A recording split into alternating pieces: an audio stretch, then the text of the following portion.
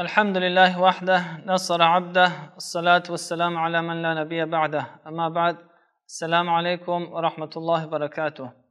بینندگان گرامی، قصه امروزه را در باره صحابه دیگر که نامشان سلمان فارسی است آغاز خواهیم کرد و می‌گذاریم این قصه را به سلمان که از خود گفته باشند چگونه به اسلام عزیز مشرف گشتند. سلمان فارسی میگوید من در خاندان یکی از ثروتمندها زندگی میکردم. پدرشان یکی از ثروتمندها بودند و در اصفهان ایران جای زیستشان بوده و این چنین نام دهه‌ای که آنها زندگی میکردند جیان نام داشته. میگوید که پدرم از آتش پرستان بود و بالا این که یک نفر ثروتمند بود باز هم در معبد همان آتش پرستان آتش را می افروخت. یک منزلت بالایی را دارا بود و مرا خیلی زیاد مرا دوست می داشت و از دوستداری زیاد نمی خواست که من از خانه بیرون گشته باشم. یک روز می گوید کارش افتاد و مرا به زمین هایی که داشتیم روان کرد تا اینکه نگاه و بین کرده باشم. وقتی من در راه می رفتم به سوی زمین ها یک جای بر چشم من افتاد که کنیسای مسیحیان بود و دیدم نمازخانه آنها را، عبادت آنها را به من خوش آمد و من رفتم با آنها تا غروب آفتاب با آنها صحبت کردم، از دینشان پرسیدم و همچنین پرسیدم که اصل دین شما، مکان دین شما کجاست؟ اونها با من گفتند که شام است و بیگاه وقت برگشتم پدرم از من پرسان شد که به سوی زمین رفتم نگاه و بین کردم، اما من در جواب گفتم که نه، بلکه من در کنیسا بودم با مردم واخوردم که آنها عبادتشان از عبادت ما فرق میکند و پدرشان میگوید گفت که عبادت ما، دین ما بالاتر و بهتر از دین آنهاست. اما میگوید سلمان که من در جواب گفتم که نه، قسم به خدا دین و یا بهتر است. پدرم از این خیلی غمگین شد و میگوید که مرا زولانه زد که تا من بیرون نشوم دیگر به اون کنیسا نروم تا اینکه دین خود را دیگرگون نسازم. اما میگوید در دل من یک شوق و ذوق پیدا شده بود و با اونها نامه نوشتم به اهل کنیسا که اگر نفری از شام آمد و میخواهد برگردد به سوی شام مرا خبر کنید تا من خود را به شام رسانیده باشم. و این چنین هم شد. یک نفر وقتی که نفری می آید به سلمان خبر میکنند و این با راه زولانه های خود را باز میکند و می پیوندد به این نفر و میرسد به بلاد شام. و میگوید وقتی که من در شام رسیدم از کنیسا پرسان شدم و اونجا مرا راهنمایی کردند.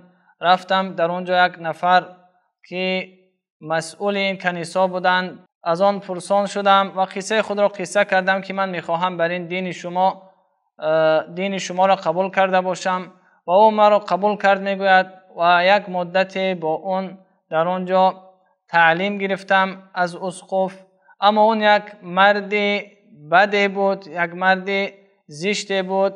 این یک عمل زشتش او را زشت کرده بود، این که او از مردم طلب میکرد که با اون صدقه آورده باشند، اما این صدقه را جای این که به فقرا رسانیده باشد به خود خزینه میکرد. وقتی این نفر میگوید از دنیا گذشت، سلمان میگوید که آمدن که او را به همان طرزی که میخواستند جنازه کرده باشند.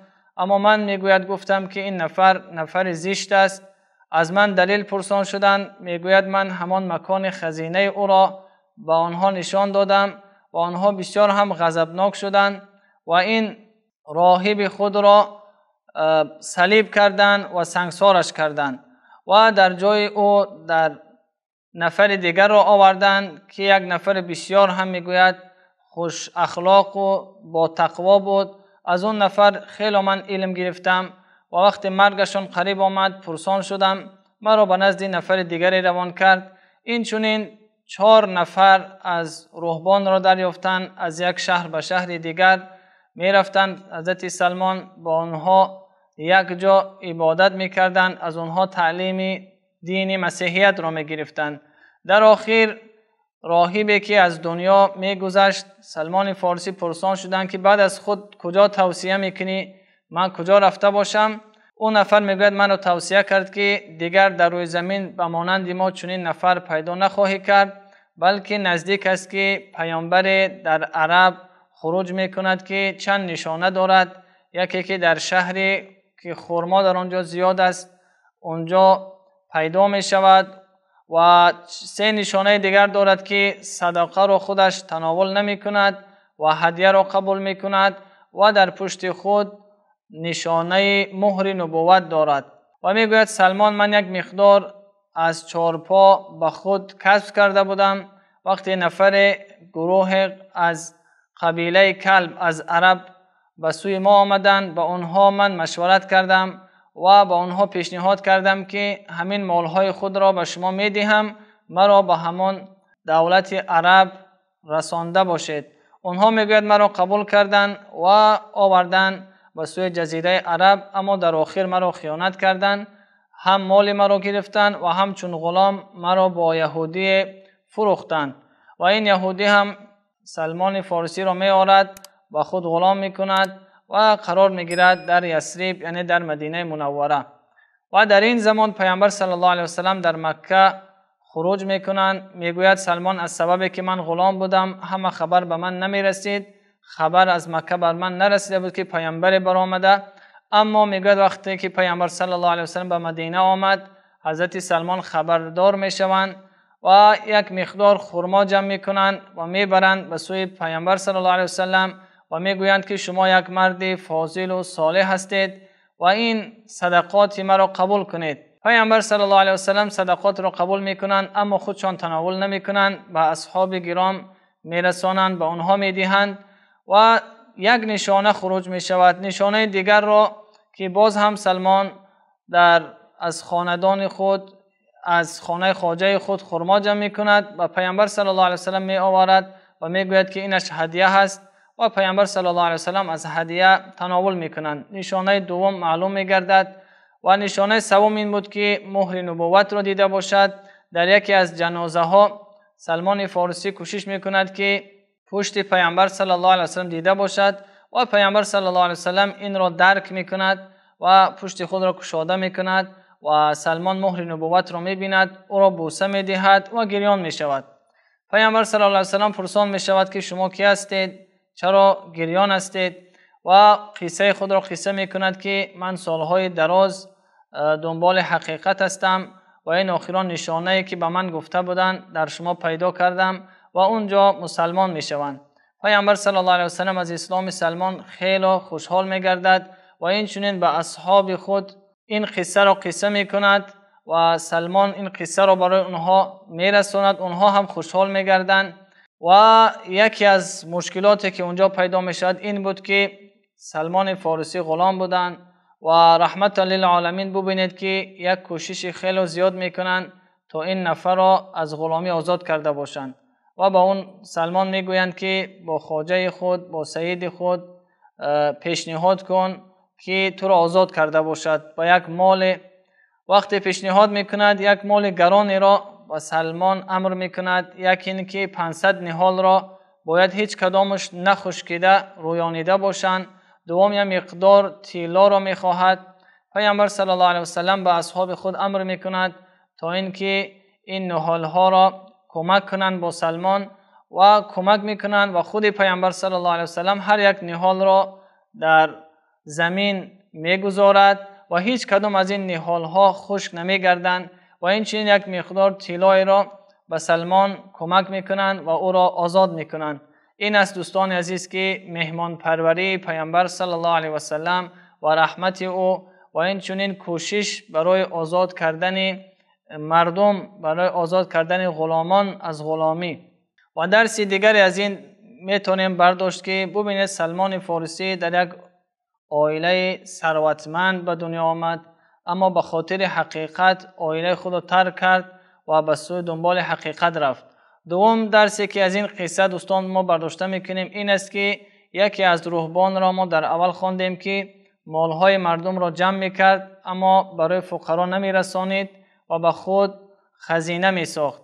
بدترین شخص اون است که یک چیز را خودش گفته باشد، مردم را ترغیب صدقه کرده باشد اما خودش از نفران بخیل باشد و گفتش و کردارش یک نباشد.